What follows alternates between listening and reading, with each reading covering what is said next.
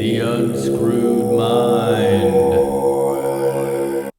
Welcome back to The Unscrewed Mind. I'm Matt Williams, and today I'm here with episode 14, which is Rusty and I talking about the importance of love. This is your first time here to The Unscrewed Mind. Starting with episode 17, Rusty and I started recording our episodes with audio and video. So I have some older episodes that are audio only. So I'm throwing them up on the YouTube channel on Mondays with a short introduction, and that's what this is.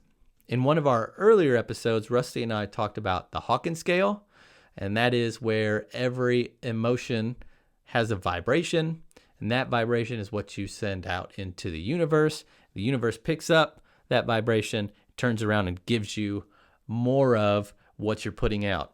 Love is one of the highest emotions on the scale. It's also one of the highest vibrations. So if you were able to continuously live in love, you would have an incredible life. I think this is an awesome episode, and I know you're going to love it. As an update on our road to 1,000 YouTube subscribers, or road to 1K, we are still at 10 subscribers. I'm still reading my script every single day, twice a day, out loud, still reading the affirmations, and I still have my goal card right here in my pocket. No new subscribers yet, but I'm excited for the progress that the YouTube channel is making. And almost like a sign from the universe, I started reading a new book yesterday called Atomic Habits by James Clear. And in that book, he shares a metaphor for what progress is really like. And I want to talk about that real quick. In that metaphor, James paints the picture of an ice cube sitting on a table in a cold room.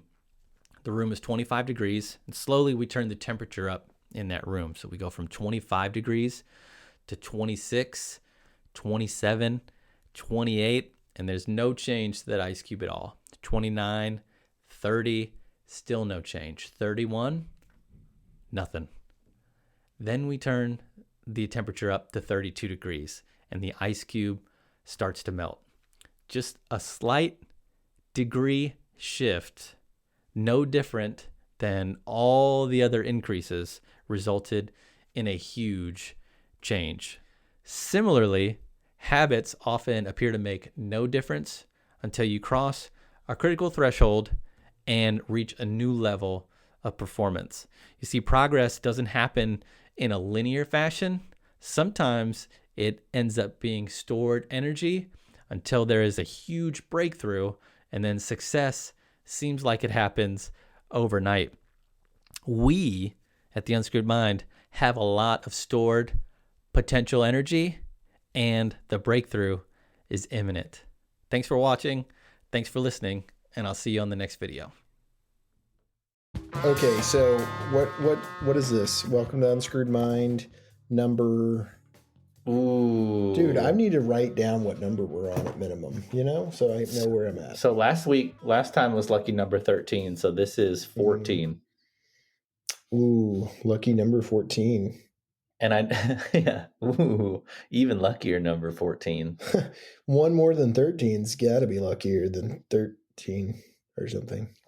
I would say so. And I looked at podcast numbers, download numbers, a lot of momentum this week. So I'm really bullish on this episode. I'm bullish on the progress we're making on every front. And I just feel really good and excited for what's happening, what's coming, what is. Oh, yeah. It's just seeing anything organically grow is just like, planting a seed. And I've been meaning to buy some small like planters and like plant a seed in the window, just because it's kind of fun to see that, because it's the direct connection with the way that your mind handles things is the exact same as the ground, how things grow out of it. So it's kind of cool.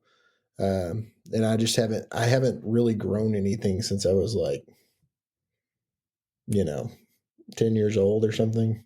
I was going to ask you, do you have a green thumb? Are you good at gardening or horticulture? Can you make things grow from a seed? Oh, for sure. But, it's all about, are you gardening it or not? I mean, Lindsay will buy plants and just kill them instantly. And I won't intervene in any way whatsoever, but she'll let them. The best thing to do is just get a cactus and move on. Man, I think I could even kill a cactus. I've never been able to grow a vegetable. Most plants have died on me, and the only one I've been able to keep alive is one I keep in my office that's from my dad's funeral. So I have it, and it's gone like really sad and limp on me. Like all the branches have sort of slowly died, and just give it some water and it perks right up.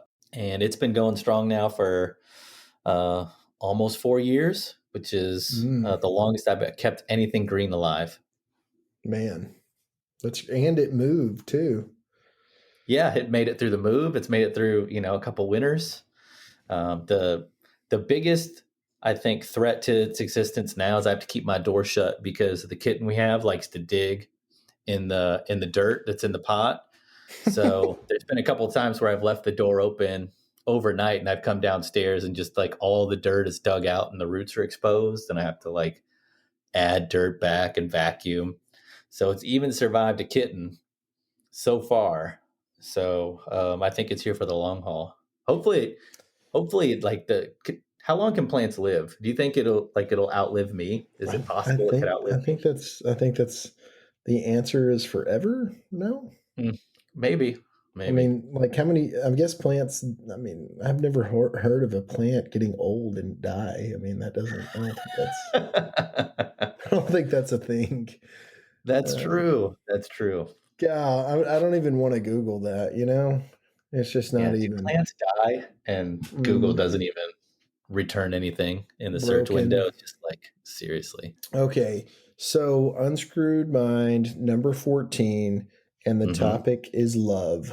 Oof, love. And, I don't remember where I read this or saw this, but when I heard it, I started to question it. And then I started to put it into place in everything in my life. And I was like, that's true. So the thing is you do everything that you do based on love. Okay. And so at first you may be thinking, well, that can't be right because why would you do something that is, not considered good or negative in your mind? And think of anything, Matt. Like think of why, let's say you go to work. Okay. Every day. Yep. So is that not because of love? Because there's a reason behind everything. I mean, it may not be the exact specific that you love the work that you're doing, but you love your family and you love what that provides to you. So it all ties back. Right. And I just started like thinking of everything that's happened in my life up until this point, and whether it's me getting mad about something or if it's me doing something that is even negative in some circumstances, it's because you're trying to find the inner love inside of you. Okay. And so, I mean, have you experienced what I'm talking about, or are you following along with what I'm saying here?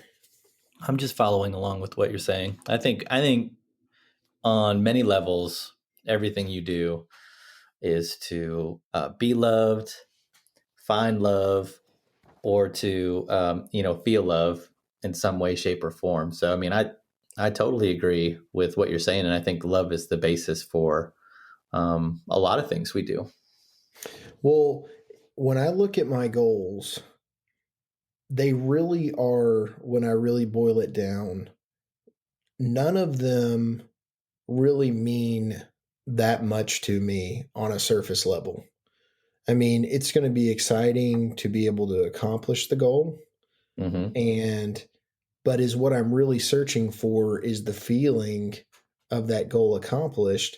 And then you getting into the thought of that goal being accomplished, you feel something that's not necessarily a thought, but it's, like I said, the feeling of it. And that's coming from your heart. And that's where, all love is originating from. And during meditation, I know that we've talked about the different parts or different chakras lighting up inside of you. Hmm. And have you felt like your heart, like, have you felt that chakra light up or make a different, have you felt different from that region of your body when you're in meditation before? I have. Um, so I think when you meditate originally, like you're going to feel it kind of in between the eyes or on your forehead. Right. Um, and then you talked about something that your chiropractor told you about how he's working on his heart. So he feels that instead of kind of that warmth of that feeling in between his eyes, like you and I were feeling, he felt it more in his chest. And I've tried to do that in the past and haven't been able to. But here recently, I read a book, Be Here Now, and there's a purification meditation exercise in there. And there's like the specific steps that you follow. And towards the end of this purification process, you're supposed to imagine these beams of light coming out of this being of light, and one goes to your forehead, one goes to your throat, and the other one goes to your chest. And when I'm doing this purification exercise, I feel those beams, all three of them, and so definitely here recently, I felt that warming in my chest, and I don't know if it's just because I'm following something that seems like a formula, or if it's because I'm actually lighting up that chakra. If that makes sense, but I do know what you're talking about, and I have felt it here recently. So it's like, so you're saying that you feel like that it was blocked and it's something that's now opening up. And I think that we've both experienced different things throughout the time period that we've been meditating. And out of all of my goals, when I look at them and read them daily or meditate on them, I just don't ever. It's kind of weird. I don't really set a goal around love, Mm-hmm. and that's something that I'm going to change. And you know, when I first started on this, I was thinking more of the objects that are in this world, and when you strip down everything, all of that stuff is useless to a degree. Mm-hmm. We're wanting to be able to be more freed.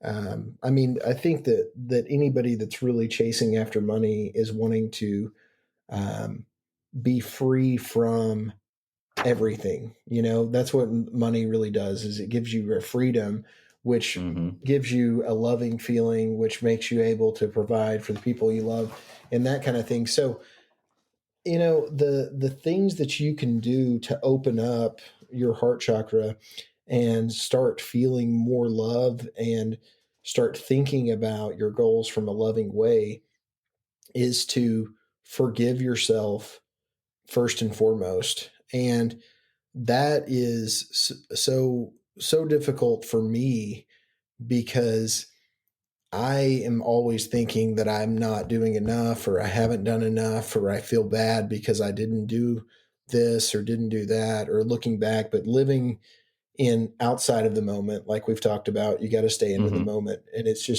it's difficult to do unless you have forgiven yourself and let love fill that spot. So Because how do you forgive yourself? What do you do? Do you just tell yourself that? Is that an affirmation that you do that? Like, is it things that just bubble up over time that you just kind of feel come on and then let go and just know that that's okay? Like, how do you do it?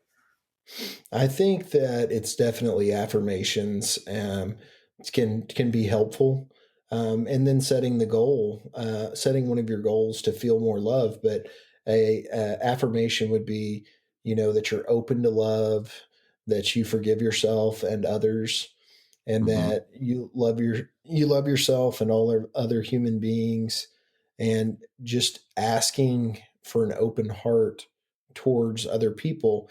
And when you do that, you start to realize, that every person is so close to the same level as you, or they are on the exact same level. And you start noticing that, you know, maybe this person is acting this way to me because of whatever's going on in their life, and it has nothing to do with you. And that's so fundamental in everything, uh, Mm-hmm. because you have to realize that the person's reactions are twofold.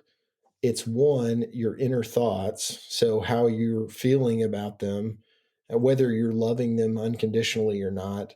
And two, you don't know what they're personally going through. So trying to just let the judgment go, and at the Mm-hmm. same time turning it into love, I think is the one of the most important parts of a spiritual journey, period. Yeah. Because Yeah. I know that there's things that I do or other people do that I'm thinking, why are they acting like that? And I don't even know why I'm really even worried about why they're acting like that. You know what I mean? Because Yeah. it Yeah. doesn't. I just think if you're getting like super caught up and you're going through life reacting to every person and every situation and every thought, then you have a really long way to go on your enlightenment trip, if that makes sense. Um, because definitely not everything should have an effect on you, and not everything should elicit a response or a reaction like that.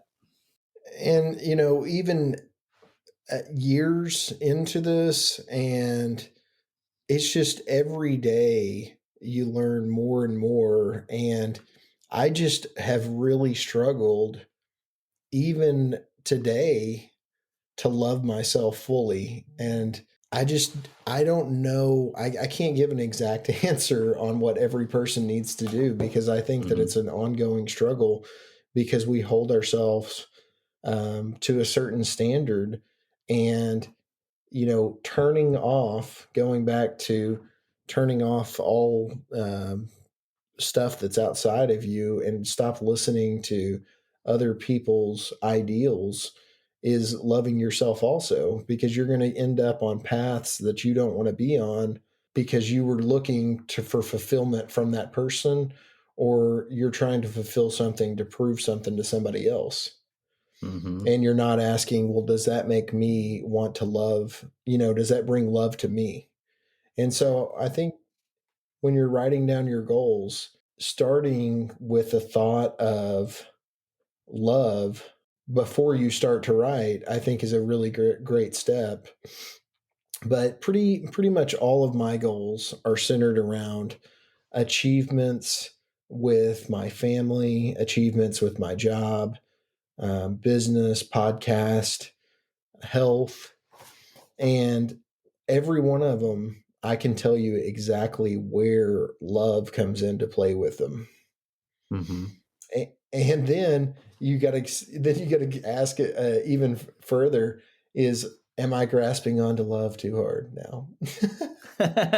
you know, Yeah. Yeah. uh, Part of every spiritual journey is letting go, and you have to let go of the need to even be loved, right? And get in touch with absolute love, which is like being in touch with the divine and the universe, which the universe is all love everywhere, right? So you let go of loving just every kind of little individual thing and seeking love and just being love. And I mean that sounds just very new age and hippie, but I think it's true.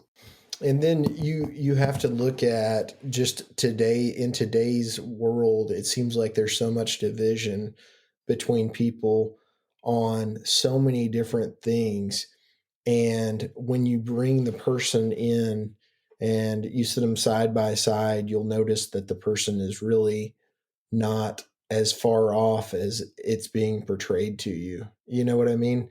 And Well, like, if yeah. somebody disagrees with you, it's like the amount that they disagree with you is sometimes so minute, but you're still, holding up against it and fighting it and saying, no, it has to be this way.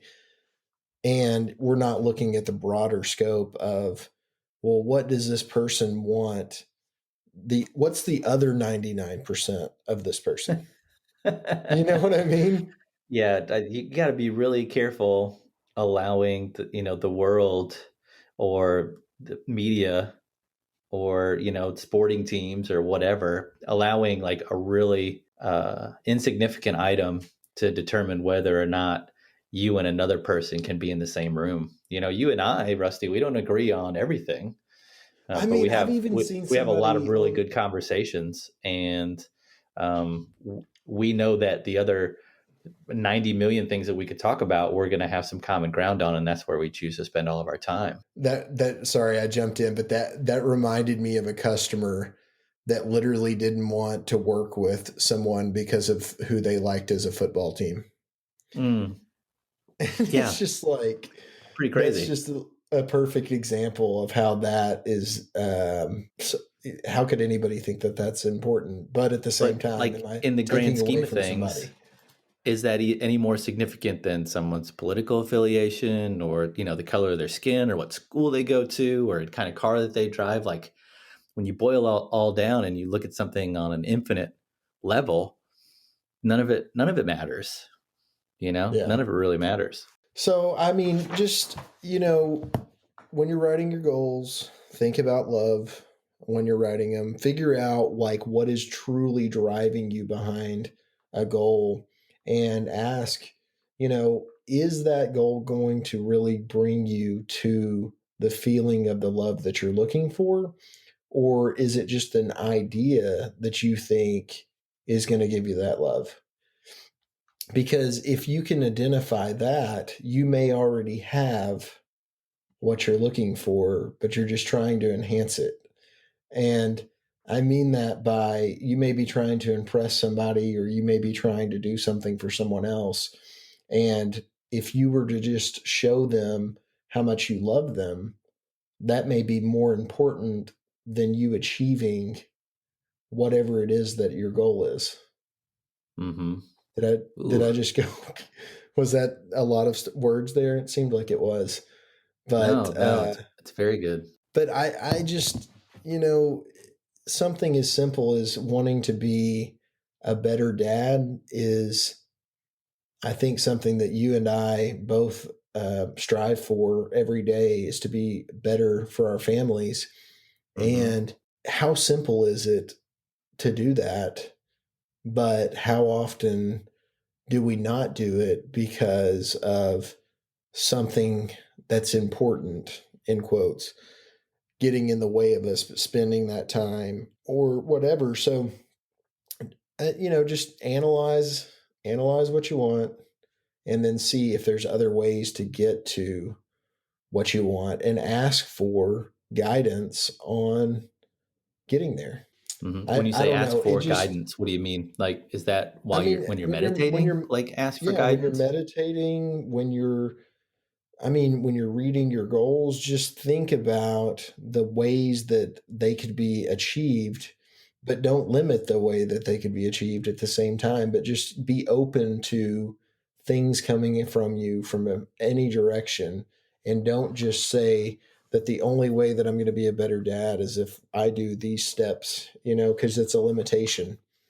Mm-hmm. And just keep love in mind. And I really hope that when somebody hears this, that they hear what I heard, because it just totally changed the way that I felt about everything in the world. And it seems like it took me months, actually, it took me my entire life, but then it took me months of looking at things to realize that that was what really was driving me, is Mm-hmm. because you just want to be liked, you want to be loved.